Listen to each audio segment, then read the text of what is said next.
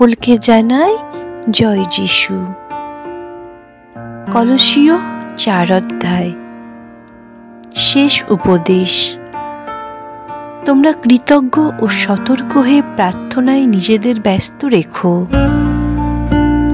আর সেই সঙ্গে আমাদের জন্যও প্রার্থনা করো, যেন খ্রিস্ট সম্বন্ধে গুপ্ত সত্যের কথা প্রচার করবার জন্য ঈশ্বর আমাদের সুযোগ করে দেন।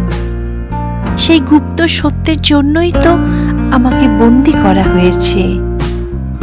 যেরকম স্পষ্টভাবে আমার এই বিষয় বুঝিয়ে বলা উচিত, প্রার্থনা করো আমি যেন সেইভাবে বলতে পারি।